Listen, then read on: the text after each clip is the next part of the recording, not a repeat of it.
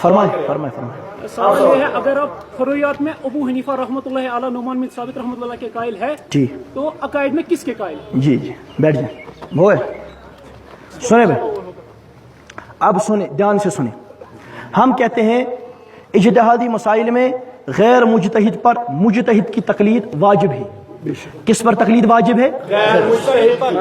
پر غیر مجتہد پر کس کی تقلید واجب ہے؟ مجتہد. کن مسائل میں؟ اجتہادی.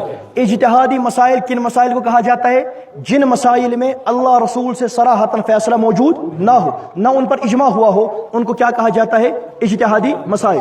ان مسائل میں جو ان کا حل نکال سکتا ہے اس کو مجتہد کہتے ہیں، جو حل نہیں نکال سکتا ہماری طرح ان کی طرح اس کو غیر مجتہد کہتے ہیں، یا عامی کہہ لیتے ہیں. اب جو نکالنے کی صلاحیت رکھتا ہو پھر اس کا حل نکالے، اس حل نکالنے کو اجتہاد کہتے ہیں، اور ہمارا اس حل کو مان لینا اس کو تقلید کہتے ہیں. اب جو آدمی نہ خود مانتا ہو ان کی طرح، نہ خود صلاحیت رکھتا ہو اور نہ صلاحیت رکھنے والوں کی بات مانتا ہو، ان کا فیصلہ مانتا ہو، اس کو ہماری زبان میں لا مذہب کہا جاتا ہے. لہذا مجتہد، مقلد اور لا مذہب. اب مسئلہ عقائد کا ہم کہتے ہیں منصوص مسائل میں تقلید حرام ہے. تقلید ان مسائل میں ہوگی جن مسائل کا فیصلہ اللہ رسول سے صراحتاً موجود، جس کا فیصلہ اللہ سے موجود ہم کسی اور کی طرف کیوں جائیں؟ جس کا فیصلہ حضور سے موجود ہم کسی اور کی طرف کیوں جائیں؟ جس مسئلے میں امت کا اجماع اس میں کسی کی تقلید نہیں ہوتی. عقائد جو عقائد ہوتے ہیں منصوص، عقائد تو قطعیات سے ثابت ہوتے ہیں. عقیدہ تو خبر واحد حدیث صحیح سے بھی ثابت نہیں ہوتا. عقیدہ ثابت ہوگا قرآن پاک کی اس آیت سے جو قطعی دلالہ ہو، متواتر حدیث ہو جس کا مضمون قطعی دلالہ ہو، یا اجماع قطعی ہو، اس سے ہوگا عقیدہ ثابت. اب عقیدے میں کسی کی تقلید نہیں. جو آدمی منصوص مسائل میں تقلید کرتا ہے وہ حرام کام کا مرتکب ہوتا ہے. سنیں، اب ہم اجتہادی مسائل میں اس لیے ابو حنیفہ رحمۃ اللہ علیہ کے مقلد ہیں کیونکہ ہم غیر مجتہد ہیں، اور امام صاحب کے مجتہد ہونے پر امت کا اجماع ہے. امام صاحب کے مجتہد امت کا، امام صاحب کو مجتہد ہونا دلیل شرعی سے ثابت ہے. تو اس وجہ سے ہم اجتہادی مسائل میں ان کی کیا کرتے ہیں؟ تقلید. اب رہا عقیدہ. عقیدہ اگر اجتہادی ہے آپ کے نزدیک پھر دیکھا جائے گا عقیدہ تو قطعی ہوتا ہے، عقیدے میں کسی کی تقلید نہیں ہوتی. اب یہ ایک بات. دوسری بات، ہم حدیث کن سے لیتے ہیں؟ امام بخاری سے لیتے ہیں نا. اب قرآن پاک کی قرات کون سی پڑھتے ہیں؟ قاری عاصم کی. اور روایت اسی پڑھتے ہیں؟ قاری حفص کی. ہم بھی پڑھتے ہیں، غیر مقلد بھی پڑھتے ہیں. اب اگر میں ان سے سوال کر دوں اگر تم نے حدیث امام بخاری سے لی، قرآن قاری عاصم سے کیوں لیا؟ امام بخاری کو قرآن آتا تھا نہیں آتا تھا؟ ارے بتائیے نا. اگر آتا تھا ان سے کیوں نہیں لیا؟ وہ تو سب کے نزدیک ثقہ ہے. قاری عاصم پر تو جرح موجود ہے. قاری عاصم پر تو محدثین نے کیا کیے ہیں؟ جرح کیے. امام بخاری تو امیر المؤمنین فی الحدیث ہے. اگر تم نے حدیث لی امام بخاری سے تو قرآن قاری عاصم سے کیوں لیا؟ اگر امام بخاری کو آتا تھا، انہی کا سوال، ان سے کیوں نہیں لیا؟ اگر کہتے ہو نہیں آتا تو جس کو قرآن نہیں آتا اس کی حدیث کا کیا اعتبار ہوگا؟ بات سمجھ آئی؟ تو یہ جواب دیا جائے گا کہ امام بخاری نے ایک فن میں بات کی ہے. امام بخاری محدث تھے اور ان کی خدمت تھی علم حدیث کے اندر. ان کو قرآن بھی آتا تھا مگر علم حدیث میں چونکہ ان کی زیادہ خدمت ہے اور انہوں نے جو مواد فراہم کیا، خیر چیز جواب تو سن لینا، انہوں نے جو مواد فراہم کیا وہ کس میں کیا؟ علم حدیث میں. علم قرات میں انہوں نے مواد جمع نہیں کیا. اس وجہ سے ہمیں قرآن کہاں سے لینا پڑا؟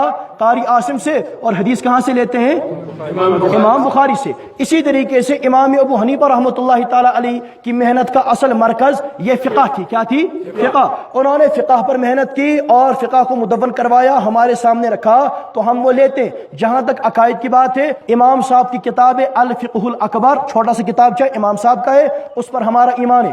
دوسری بات، یہ جو ابھی کہا تھا نا میں نے امام طحاوی کی عقیدہ طحاویہ، اس کے شروع میں لکھا ہے، امام طحاوی نے لکھا ہے کہ ھذا ذکر بیان عقیدت اہل سنت والجماعت علی مذہب فقہاء الملت ابی حنیفہ نعمان بن ثابت کوفی. لکھا ہے نہیں لکھا ہے؟ وہ ابی یوسف یعقوب بن ابراہیم الانصاری و محمد بن الحسن الشیبانی.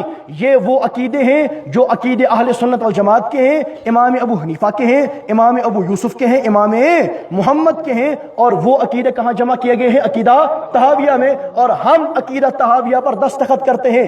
تم دنیا جہاں سے، اب میرا چیلنج سنیں، تم دنیا جہاں سے ایک مولوی غیر مقلدوں کا ایسا لے کر کے آؤ جو عقیدہ طحاویہ کے متن پر دستخط کر دے، ہم بھی دیکھتے ہیں کون کرتا ہے. قیامت آ جائے گی غیر مقلد عقیدہ تحاویہ کے متن پر دستخط نہیں کر سکتے.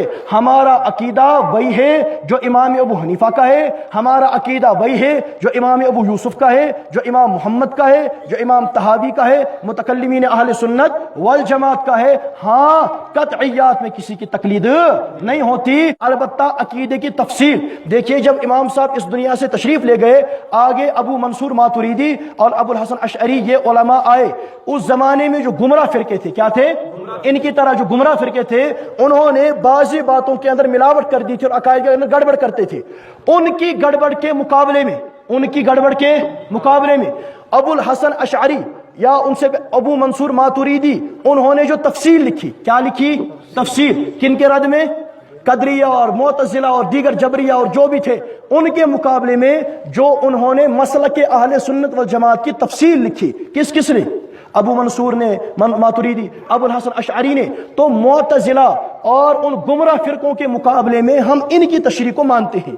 یہ کہا جاتا ہے ماتریدی اور اشعری. یہ جو کہا جاتا ہے ہم عقیدے میں ماتریدی ہیں, اس کا معنی یہ ہوتا ہے کہ اہل سنت کے عقائد پر جو عقائد کتاب و سنت سے ثابت ہیں, جو عقائد امام ابو حنیفہ, امام ابو یوسف, امام محمد کے ہیں, ان عقائد پر جب معتزلہ اور دیگر گمراہ فرقوں نے کچھ شبہات قائم کیے, ان شبہات کے جو جوابات اور تفصیل کس نے بیان کی؟ ابو منصور ماتریدی اور ابو الحسن اشعری نے. ہم ان کے شبہات کے مقابلے میں ان کے جوابات کو مانتے ہیں. یہ ہوتا ہے ماتریدی اور اشعری. اصل عقائد وہی ہیں جو کتاب و سنت میں ہیں اور جو امام اعظم ابو حنیفہ کے ہیں. باقی یہ سوال میرا ان کی انشاءاللہ سر پر ہی رہے گا کہ اگر حدیث امام بخاری سے لی, قرآن امام بخاری سے کیوں نہیں لیا؟ جو تم اس بات کا جواب دو گے وہی ہماری طرف سے اس بات کا بھی جواب لے لینا, اگر تمہیں یہ بات سمجھ نہ آئی ہو. ایک اور سوال کرنا چاہتے ہیں جی کھڑے ہو کر سوال کر دیں. فرمائیو بیگم آئے اس میں. بیاکھ سوال سے مطلب آپ نے جو یہ لیا نا عقیدہ, اچھا, یہ شاید میں نے پڑھی تھی وہ کتاب, اس کا نام ہے عقائد علماء دیوبند, اور لکھی ہے خلیل احمد سہارنپوری رحمۃ اللہ علیہ, انہوں نے لکھی ہے. اور پہلے سوال کا جواب دیتے ہیں یہی جو آپ نے کہا, ہم عقائد میں ابو حنیفہ کے قائل نہیں, عقائد میں ہم ابو حنیفہ کے قائل نہیں بلکہ ابو اعلیٰ ماتریدی اور ابو منصور, ابو منصور ماتریدی. ابو اعلیٰ میں نے ماتریدی بہت ٹائم پہلے کتاب پڑھی ہے, اس لیے مطلب میرے دماغ سے بات نکل. کہاں پریشانی؟ اب سنیں, یہ موقرکات کہ یہ جو المحند علی المفند ہے, اس میں جو لکھا ہے کہ ہم عقائد میں ابو منصور ماتریدی اور ابو الحسن اشعری کے پیروکار ہیں, تو اس کی میں نے تشریح کر دی ہے. کتاب کن کی ہے بھائی؟ ہماری ہے نا. تو ہم جانتے ہیں نا, ہمارے مدارس میں المحند علی المفند داخل نصاب نہیں ہے, ہمارے مدارس میں عقیدہ طحاویہ داخل نصاب ہے. جس عقیدہ طحاویہ کے شروع میں لکھا ہے یہ عقیدہ امام ابو حنیفہ کا ہے, امام ابو یوسف کا ہے, امام محمد کا ہے.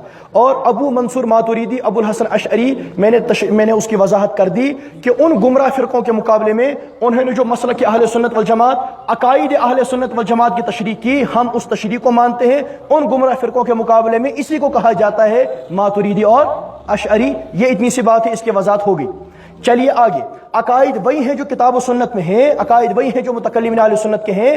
ہاں ان گمراہ فرقوں کے مقابلے میں جو انہوں نے جوابات دیے ہیں, جیسے میں آپ جواب دیتا ہوں.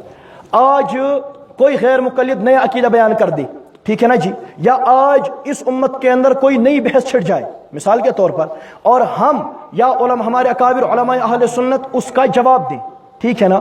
اس کے 50 سال بعد یا 100 سال بعد کوئی آدمی کہے کہ جی علماء دیوبند یا علماء انجمن صدائے حق نے جو عقائد بیان کیے تھے ہم ان کے پیروکار ہیں, اس کا کیا معنی ہے؟ اس کا معنی یہ ہے کہ آج سے 100 سال پہلے جو یہاں اختلاف ہوا تھا, اس اختلاف میں جو تفصیل علماء انجمن صدائے حق نے بیان کی تھی ہم اس تفصیل کو مانتے ہیں. یہ مطلب نہیں ہوگا کہ کتاب و سنت کو چھوڑ کر یا ان کا کوئی الگ عقیدہ تھا.